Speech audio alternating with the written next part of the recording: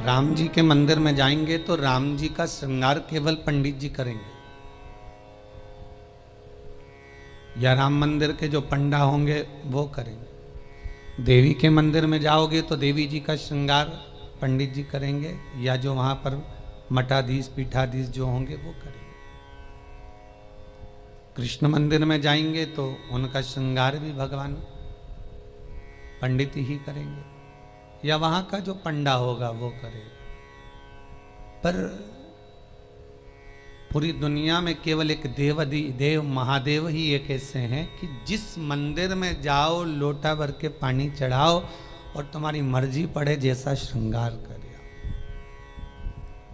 शंकर कहीं भेदित नहीं है, शिव कहीं भेद नहीं।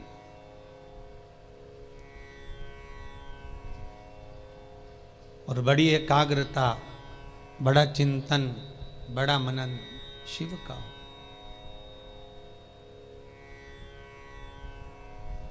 सब दूर जाकर झोली फैलाकर कहना पड़ेगा कि हमको ये दे दीजिए। शंकर के पास जाकर झोली फैलाकर कहना नहीं पड़ेगा कि हमको दे दीजिए। केवल अगर आप शंकर के चरणारविंद तक पहुँचे हो या शिव महापुराण तक कभी भूल से भी आप पहुँच गए हो तो ये आप आने वाले नहीं हो, आपकी सामर्थ्यता नहीं है कि आप शंकर के करीब पहुँच जाएं, शिव महापुराण तक पहुँच जाएं। ये तो स्वयं शंकर को कोई करुणा करना होगी, शंकर को कोई दया करना होगी, कुछ कृपा करना होगा। इसलिए बाबा ने आपको बुला लिया, बाबा ने आपको दर्शन दे दिया। वो शिव कर सकते।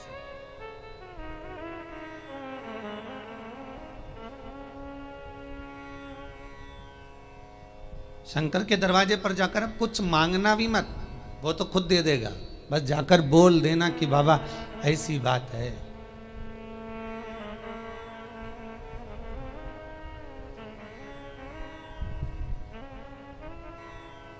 कल इंदौर से एक भैया आए थे, उन्होंने माइक लेकर बोला था, ध्यान होगा कि उन्होंने माइक लेकर उसको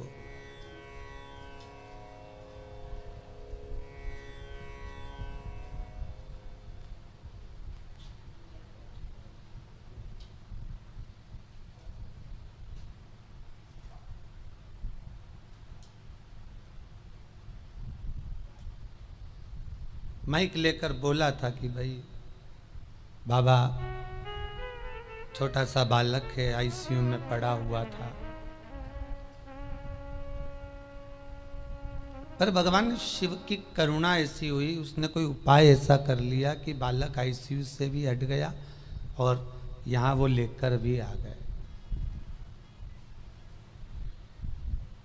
आपकी उपासना, आपका भजन, आपका कीर्तन, आपका नाम जाप, आपका स्मरण कभी खाली नहीं जाता,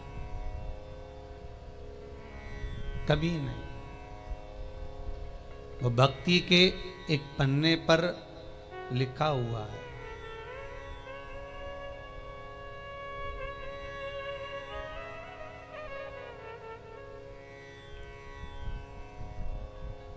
देवराज नामक का ब्राह्मण शिव महापुराण की कथा कहती है। 24,000 श्लोक इस शिव पुराण में है, 12 खंड हैं, 7 संहिता है।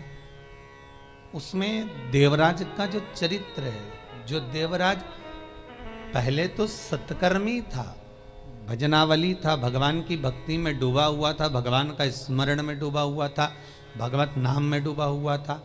पर वही देवराज भगवत कर्म से वंचित हो गया केवल संगत के कारण। निवेदन है, ताली, थाली और प्याली, ये 3 मित्र मनुष्य को बर्बाद कर देते हैं।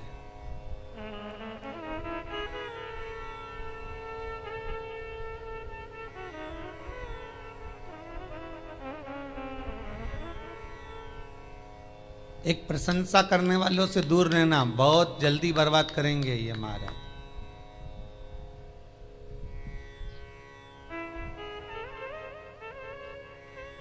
बहुत जल्दी हरा सकते हैं आपको।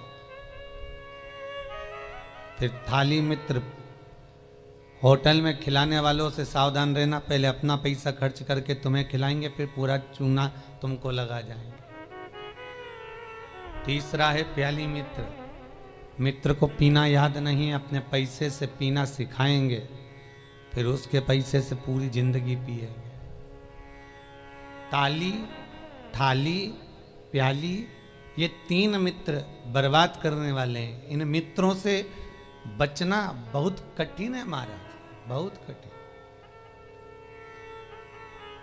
और अभी जो समय चल रहा है, कलयुग का जो प्रथम चरण चल रहा है, इसमें अगर कोई अच्छा बताने वाला होगा ना, रोकने वाला होगा ना, सतमार्ग बताने वाला होगा, कोई आपको गलत मार्ग से हटाने वाला होगा, तो वो बुरा लगता है। और जो आपको खड्डे में ले जाकर पटक दे, चूना लगा दे, लाखों करोड़ों में नीचे उतार दे, व्यापार व्यवसाय में कहीं ना कहीं ले जाकर गलत काम में तुमको फंसा दे, वो तुम्हें बहुत अच्छा लगेगा। ये कलयुग का जो फेर है, कलयुग का जो क्रम है, वो ये निश्चित कर देता है कि आपको सतमार्गी ठीक नहीं लगेगा।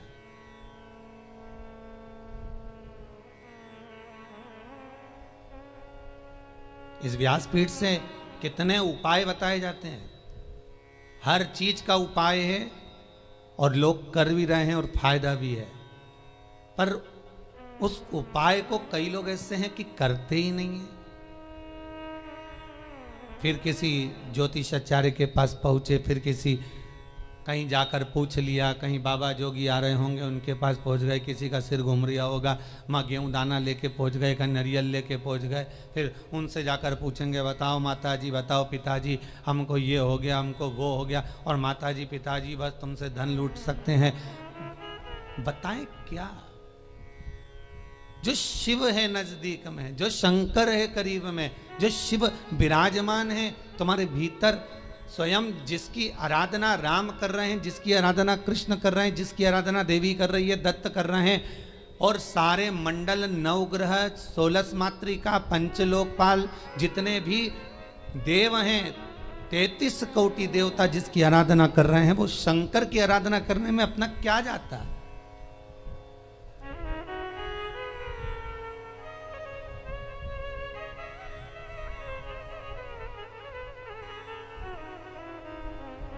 स्वयं भगवान कृष्ण को जब पूतना दूध पिलाने के लिए आई और विष पिलाने के लिए पूतना आ गई, तब भगवान कृष्ण दूध तो पी लिया, पर जब विष पीने का समय आया तो भगवान कृष्ण उसी समय पर शंकर भगवान को याद करते हैं। भोलेनाथ जी आओ। शंकर भगवान ने पूछा क्यों कृष्ण? कन्हैया जी कहते हैं दूध तो मैं पी सकता हूं, पर विष पीना मेरी सामर्थ्यता नहीं है, इसलिए आप मेरे गले में आकर बैठ जाओ। भगवान शंकर भगवान कृष्ण के गले में आकर बैठ गए और सारा विष पूतना का पी गए। स्तनों का जो विष था जब शंकर भगवान पिए तो शंकर भगवान को भी चक्कर आ गए। चक्कर आकर नीचे की ओर भगवान गिरे। तब भगवान कृष्ण को लगा करूं क्या? भगवान ने एड़ी का प्रहार करा और मानसी गंगा को प्रकट करा। गंगा का जल शंकर भगवान पर चढ़ाया, तब जाकर भगवान शिव के चक्कर मिटे। इसलिए आज भी उस मंदिर का नाम चकलेश्वर महादेव है।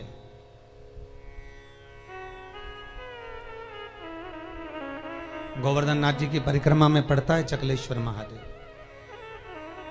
भगवान को स्वयं चक्कर आ गए। इतना विषैला विष, इतना प्रबल विष शिव धारण करे तो क्या? कृष्ण, राम, दत्त जितने भी हैं सब भगवान शंकर से ही ले सकते हैं, शिव से।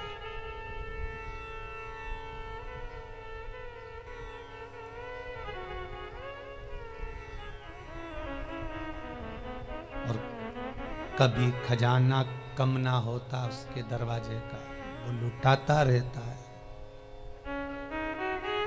अंबारियों में लुटाया उसने।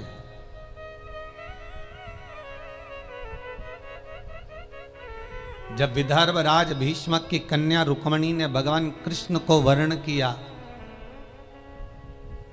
तब भगवान कृष्ण स्वयं ब्राह्मण से कहते हैं कि रुक्मणी जी से जाकर कह दो कि तू जगदम्बा के मंदिर पर पहुंच जा, मैं तुझे लेने के लिए पहुंच जाऊंगा।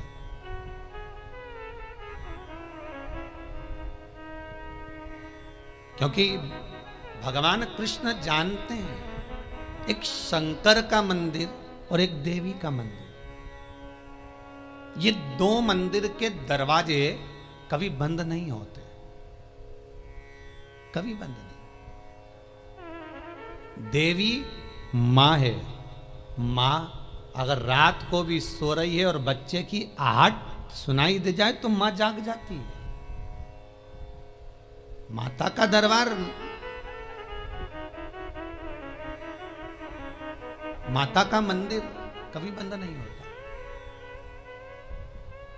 हाँ, माता जी का श्रृंगार वगैरह थोड़ा बहुत करना हो तो भले थोड़ी देर बंद कर दे, पर माता का मंदिर बंद नहीं होता।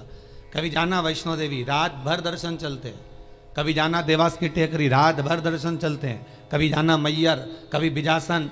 तुम जितने देवी के मंदिर में जाओगे, चाहे मनसा जाओ, कामाख्या जाओ, चाहे चिंतपूर्णी, नैना, ज्वाला, सारे मंदिरों में रात भर दर्शन होते हैं। क्यों? क्योंकि माँ अपने बच्चों को जागता हुआ देखती है तो माँ सो नहीं सकती। एक जगदम्बा और एक शंकर।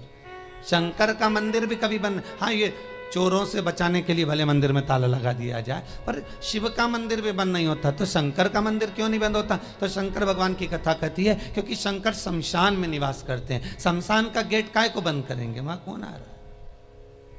वहां तो कभी भी आ सकते।